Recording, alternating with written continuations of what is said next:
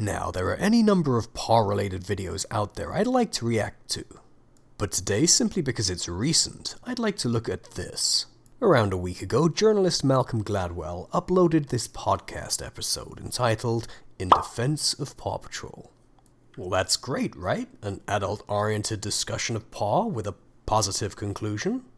Well, so it may seem at a cursory glance, but the fact is, accusations are leveled at the narrative structure here that I feel were not adequately examined or engaged with, but rather taken at face value from an authority figure, and that's why I'm making this video.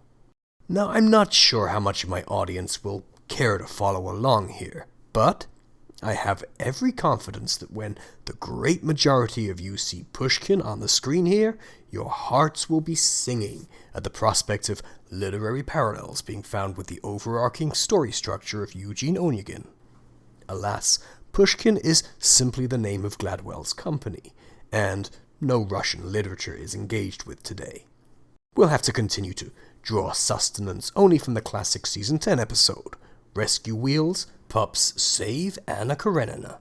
Over the course of the 30-plus minute podcast, Gladwell tells us how much his little daughter is besotted with the show, actually interviews Brunker and Barlin, who do their usual routine of saying nothing juicy for the fandom whatsoever, and then, as the core of his podcast, he interviews Professor Angus Fletcher, who holds the enviable title of Professor of Story Science at Ohio State.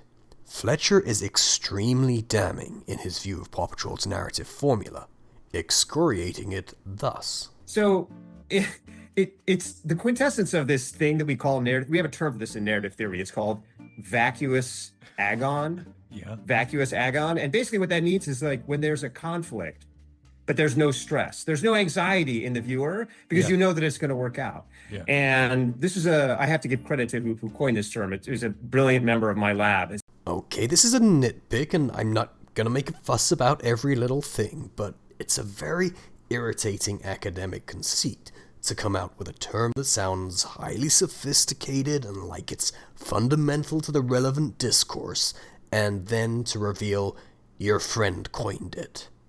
And the point of vacuous agon is that you're constantly being presented with problems that are solved immediately at the moment that you are presented with the problem. Mm-hmm. And I think it's probably obvious for you, having, I'm sure, watched several episodes of this show, how mechanically what the show does is it gives you a problem, and then immediately Ryder shows up like a helicopter parent, like the ultimate helicopter parent, and tells everybody exactly what to do so the problem will go away, and then we just kind of watch as the problem goes away. Yeah, that's exactly right. And herein lies the rub. After ruminating at some length, what Gladwell eventually comes out with as the eponymous defense, and perhaps a cheeky metatextual example of vacuous agon, is, in today's world, such escapism is quite nice, actually. PAW Patrol's weakness was that it constantly presented its little viewers with a problem solved at the moment of its presentation. But when I look around me at the world, all I can say is, I don't know, I could use a little more vacuous agon in my life right now.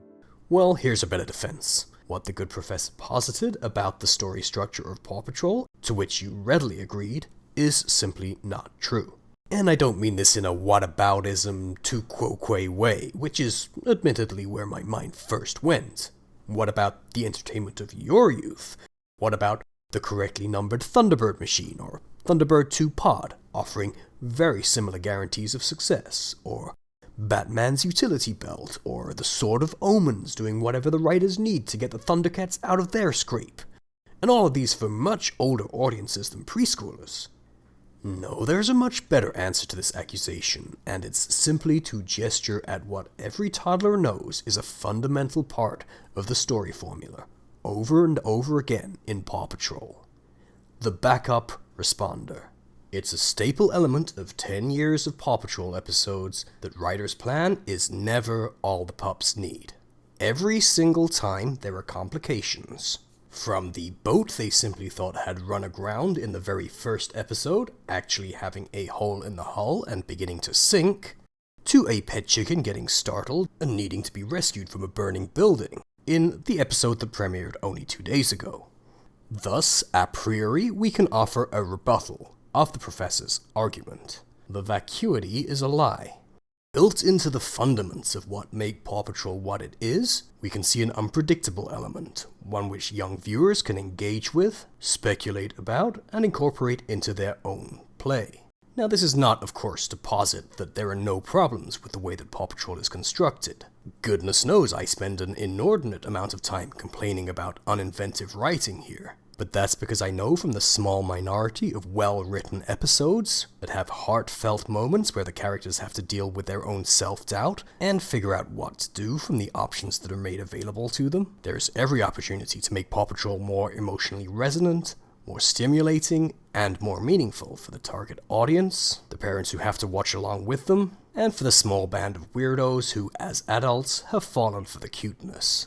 It is eminently possible for people who care about this show to write good, meaningful stories for it, where everything is not predetermined for the pups and things may go wrong for them, at least temporarily. Who knows, maybe even stories that will satisfy a professor of story science. Okay, that's all I have for today. See you again next time.